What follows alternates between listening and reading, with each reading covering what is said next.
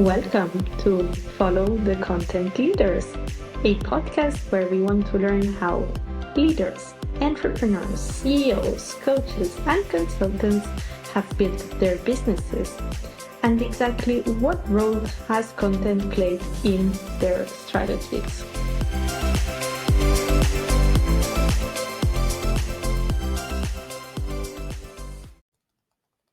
Hi, everyone. Good morning and welcome, Natalie. I'm super excited to be here with you today. Natalie Brooks is our guest today. She's the founder of Dyslexia in Adults, and she's helping dyslexic people create success in their careers with dyslexia. You're now reaching over 100K dyslexic. So, first of all, congratulations on that. And good morning, Natalie. Welcome. How are you? Thank you so much for having me. And yeah, I know it's a crazy number. Social media just has the capacity to change your life before you even realize what's happening. It's an amazing experience. Yes. I always like to start with first random question to my guests, and that is, what is the one thing that you cannot work without in your office? Oh, that's a great question. There's a million things I wish I had in my office that I don't. I'm just doing it really basic with my laptop most of the time. I have a second screen that I've become quite addicted to. But I think probably the one thing I truly can't live without is my notebook. Just pen and paper, like Good just old school. writing things down that I need to do or that I'm thinking things through just really, really helps. So that's the thing that you will find attached to me at all times. Always. Yes. Yes. I'm kind of the same. I just don't understand how people can work 100% digital. It Mm, stresses me. I need somewhere where I can paint and scratch and everything. So I always have that with me too. I agree, but Awesome. I'm lusting over a Remarkable. I would really love a Remarkable. I'm like looking at it like, Mm. oh, that looks really nice. I'm curious to see if it would actually be the same experience or if I would get used to it or not, though. I'm not Mm, sure. yeah, I think the same. Great. So after this random question, we can go a bit back as to who you are and what does dyslexia in adults do. Could Mm. you care to explain a bit further? Yeah, sure. So I created Dyslexia in Adults about 4 years ago, and the idea was that I was personally finding dyslexia really difficult in the corporate world, and there's just not a lot of places to get advice and support for dyslexia. Mm-hmm. And I wanted to figure out that challenge for myself. And honestly, I'm telling you, I don't know what came over me. I think it was pure frustration that I took to Instagram to be like, how the hell do you figure this out? Mm-hmm. And then I eventually kind of by accident blew up my account. Not, Mm-hmm. it's not millions, but we're at 35,000 now. Um, and yeah, just kind of realized that people were struggling with the same things and I became really passionate about it. And then before I knew it, I was running my own company. And our mission is to give advice and support to dyslexic adults in the corporate space to kind of find systems and find approaches. And that's what we've been doing for the last 3 years now. Wonderful. That's great, right? Me being a fellow dyslexic, as you know, I am 100% supporting your mission and rooting for everyone that's having a mission related to dyslexia because I do know the struggles too. I'm kind of curious though, how and when did you get diagnosed or with Mm. dyslexia? Because everyone has a story there. So. Yeah, I was picked up as dyslexic when I was really young, so like 6 or 7. And the reason why I was able to get diagnosed is I was really bubbly in class. I've always been really outgoing, extroverted, and I would be able to kind of take place and talk about things and communicate with my teachers. But then when it came to writing and reading, as Mm-hmm. a young child learning those skills, they were like, this isn't right. She can kind of understand topics, but she can't write her name. And Mm-hmm. and so it was such an obvious sign that I was really lucky my teachers were able to pick it up and my parents were really supportive. whipped me out of that school, sent me to specific dyslexic school, and Mm, get support and advice to be able to help. And I think that's where the passion in adulthood comes from, is I've seen the power and value of support, and I want the same for adults. absolutely. You were lucky though that your teachers actually Incredibly spotted lucky. it, because for me it was quite the opposite. My teachers were kind of desperate in the sense of we don't know how else to teach this kid, and my mom, who had a sibling with dyslexia, identified like it's not that she's not understanding, she's struggling with this because probably she has this, and that's how I got diagnosed. But my teachers were completely clueless about what was Mm, happening in my head. So in your case, kudos to that teacher that supported and spotted you. Of I course, know. Yeah, I feel very, very lucky. you were for sure. And now you've decided to dedicate your life to dyslexia, right? You mentioned that that comes from some of the struggles that you had during your adult life while you were working. How did those look like? Yeah, and it's such a shame. Like, I had what most people would class as like the best case scenario for dyslexia, and I still had so much imposter syndrome, so much of like issues around confidence, lack of clarity on how to help myself. And so I was kind of petrified to go out of this education space where there was this level of understanding and support. And, even if it wasn't perfect, it felt safe. And Mm-hmm. so when I decided to kind of, when I turned to the age where I had to go into a workplace, it Mm-hmm. dawned on me that I just didn't know what to do and didn't know how to handle it. Simple things like, do you tell someone that you're dyslexic? What do you say when you say it? What support do you ask for when your boss sits across from you? Okay, well, how can I help? And you're like, not sure.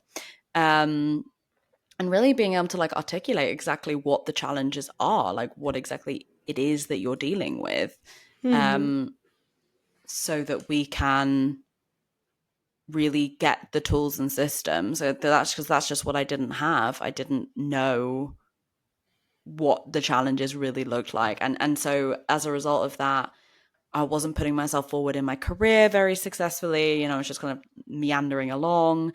I was working a lot of extra hours and feeling very embarrassed about how hard everything was. Coming home and crying on my boyfriend's shoulder a lot about the reality of how frustrated I was with my brain.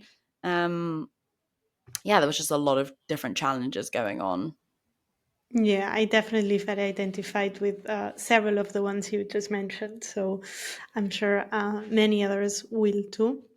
And then you decided to start building dyslexia in adults, or you found yourself building it through this Instagram account. I'm curious to learn a bit more as to what role did content play or content creation play in all of the building of dyslexia in adults as a company. Yeah, I mean, it's the foundation, honestly. It's like I said, it's truly changed my life.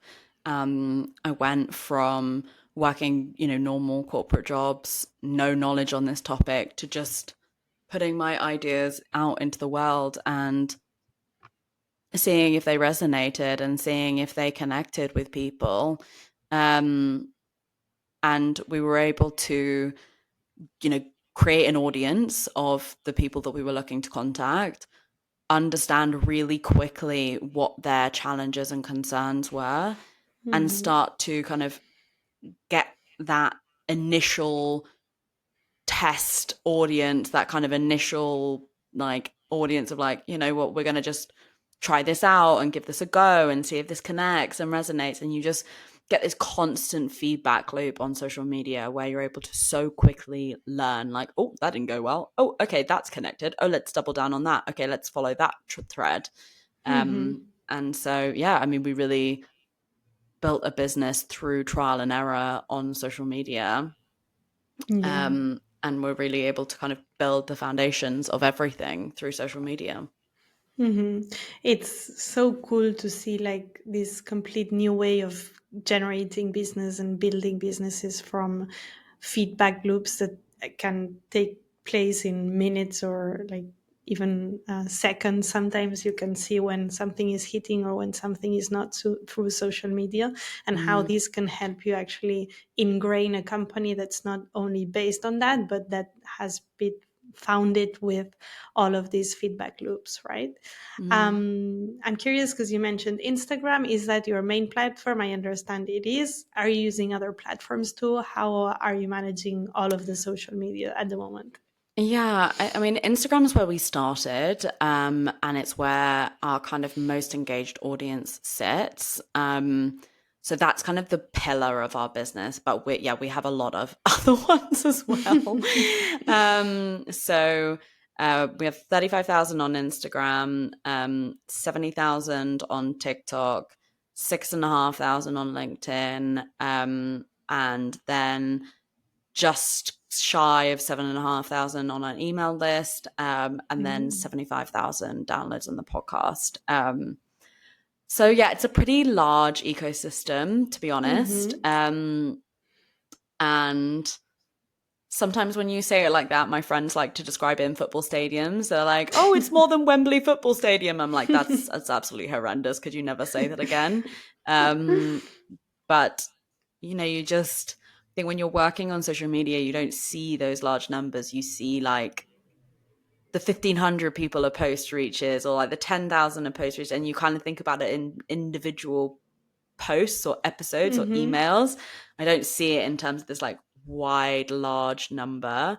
And if you think Mm-hmm. about it even more, which is horrible too, that's only the number of followers. I mean, think about how many people have seen your content is like even Mm-hmm. more mind blowing. Like the power of it is just crazy, and it's for a business that doesn't have any money, it's such a powerful tool to be able to start and grow and connect.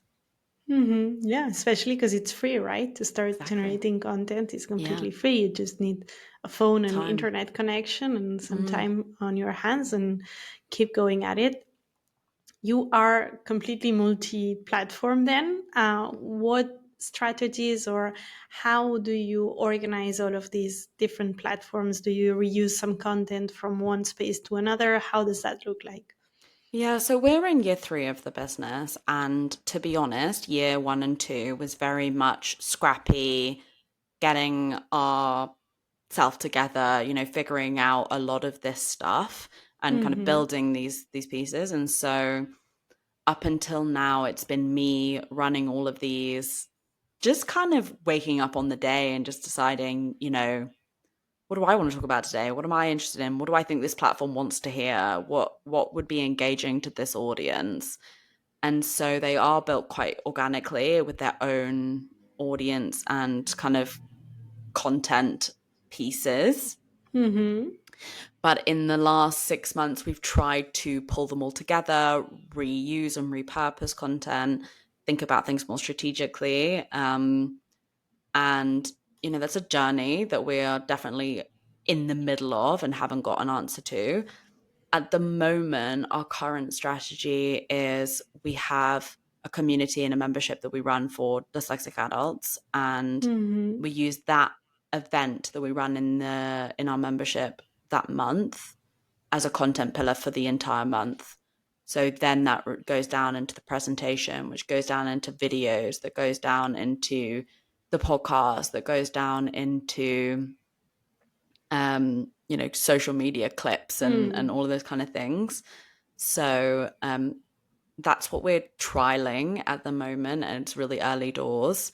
But I'm excited about how that is going to work, because we repurpose a lot of content, but actually it can be on completely different topics. Mm-hmm.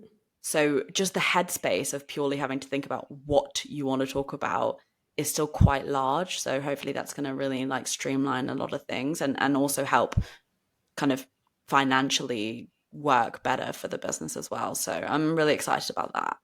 Yeah, sure. It's good when you have a system and a strategy behind it, just because it gives you a format and like an idea of what you have to do, etc. But then sometimes it's also dangerous because it limits your creativity.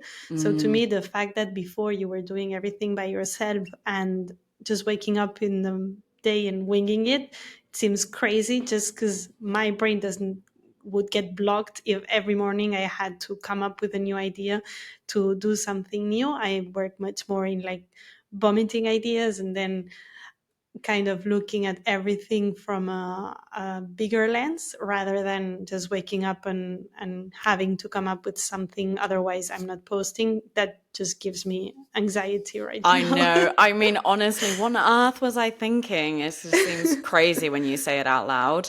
And I'd say But it worked, right? it So. worked. And generally what ended up happening is I would say that we circle round different areas of the business. So like maybe we're doing a lot of focus and effort in TikTok and Instagram, and then it might be TikTok and LinkedIn, and then it might be email and podcast, and so Hmm. maybe some of those content areas, like they're getting content out, but like not that great a quality, not that regularly. Um, and then there's like one that's like really shining. So that's what Hmm. kind of tended to happen. But obviously now, like I said, year 3 of the business, trying to professionalize a lot more. We're trying to consistently post, get analytics, assess those analytics. And so Hmm. having one topic that we can then decide what we want to talk about in that topic and then think about the medium of which we want to kind of discuss it, I think could be really exciting. Yeah, such an interesting period then that you're running tests and then you will Mm. look at these analytics and see what to do after with them. As you are doing everything, which I'm still impressed by, I have a what? team. I do have a team, but they Okay. are quite new. They only joined about 6 months ago, so that's why, hence the professionalizing. Cool. So yeah, but for the first 2 years, you were actually doing everything. So Yes. which parts of the process of creating content did you enjoy the most, and which ones maybe you didn't like so much? I think on some level I enjoyed it all. There's nothing that I like particularly loathed, other than the fact that, you know, you see your face more than you really should as a person. I think it's like it's not normal for someone to look at themselves to the extent that I probably do. Um, you know, whether or not it's like the photos you get for the website, or, you know, the podcast that you're on, or the Instagram stories, you know, even if you don't want to, you naturally find yourself being like, oh, I did that great today. Or like, oh, look at that. And look at this. And, you know, have I got more wrinkles than I did in that photo? Don't love that aspect of it. But I try and, as much as possible, kind of step back from that and not think about Hmm. that. Um, uh, but I think for me, the thing more than anything that has kept me in the game, because content is about the long game. It's a marathon. Hmm. It's about posting consistently for years. Like I started the business on the side of my job November 2019. We're in May 2024. It's it's a real marathon. Um, the thing that has kept me in it is you constantly are learning, and that is so fun. I was kind of saying to my employee before this meeting, you know, okay, we're trying to reach 10,000 subscribers on the email list. Hmm. We're at, you know, just shy of 7,500. What are we going to do? How are we going to approach this? You know, here is what you got. You know, do you want to post more regularly? Do you want to post better? Do you want to post different types of content? Do you want to like change the focus away from this and onto this? You know, how are you Hmm. going to do it? You know, this is your baby. Think about it, trial it. There's no right answer. You know, let's figure it out.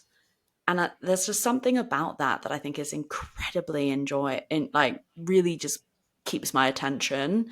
There's always a problem child that you're like, oh, what's going on here? You know, why is that not Hmm. working? How can I look at that better? Is the content bad? Is the method of the content bad? Is the kind of, you know, is it, you know, what is it, and why, and what do I need to do? And I find that process keeps me constantly in the game. Hmm. Yeah, it's like a never-ending puzzle, right? You keep Mm. looking at it, and every many pieces keep like changing slightly. Like the platform can change the algorithm, you can change slightly your offer or your ideas, or you can evolve, because at the end of the day, as you said, is a marathon. So the person you were when you started, it's not at all the same as the one you are now. So the way you're communicating or you want to be communicating also has changed. So that's also changing. And all the pieces of the puzzle keep changing slightly, and you just keep playing to piece them together every time and get them better, right? But I Mm. totally get that. So then a bit in terms of the types of content that you're generating, because you're doing podcasts, you're doing videos, I guess, um, text format, which is the one that you enjoy the most creating?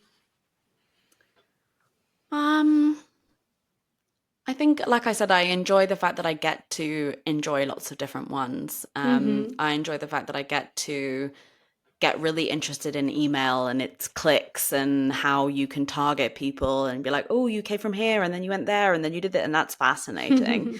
And then podcast, you get to unpack your thoughts and process your ideas and talk to cool people. And that's great.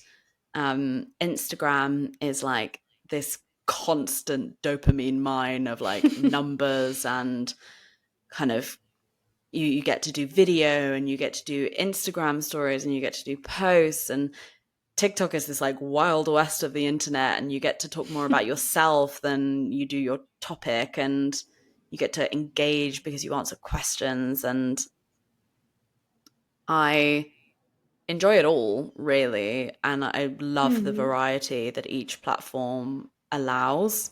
um I think that's the honest answer. I need the variety to really feel like I'm thriving. And if you had to choose, like, you can only create one of the type of contents or one of the platforms, which one would you keep? Oh, that's such a hard question. It's like choosing your favorite child. I think if I had to choose one, my answer would be based on what is the one that is giving you traction. And generally, the one that gives you traction is the one that is got the least creators on it. That's the thing I always say to people is if you can get early on TikTok, if you can be on LinkedIn, the reality is there's not that many creators. There's more people on it than there are creators. And Mm-hmm. they're the places you want to be because you can become a major voice and you can lead the game much easier than the saturated markets like Instagram and YouTube. So I would probably choose between LinkedIn or TikTok. If I had Mm-hmm. to choose, I would choose TikTok because it's going to be the behemoth of our of like it's coming for us all.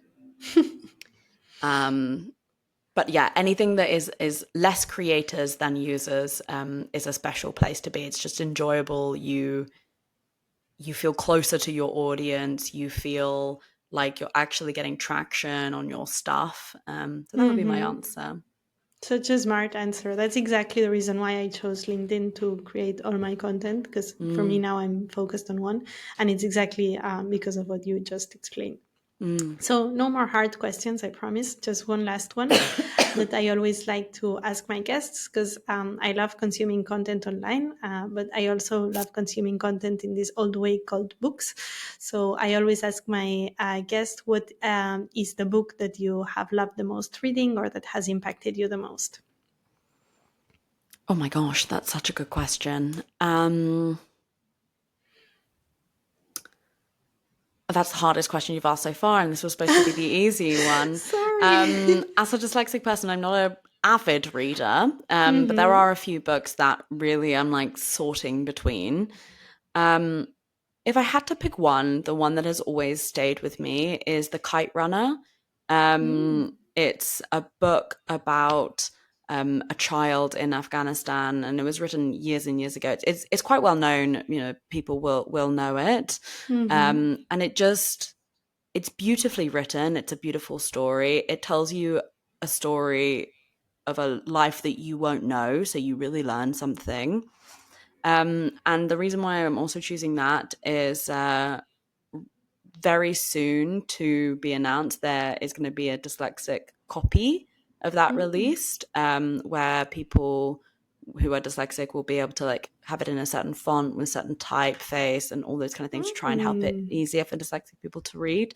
So that would So be really nice. exciting, for people as well, because it's a well-known book that a lot of people will love, and hopefully people will feel like the publishing industry care about dyslexic people as well. So That's two nice amazing. pieces, two little worlds to meet there. Yeah, I will for sure check it out. And if they release this version, wait for it and then get that one because Mm. I had never heard about this book before. So I'm sure I'll enjoy it. So that's it from my side. Thank you so much for having made the time to record this episode with us today. And I hope you have a lovely day. Thank you so much. Thanks.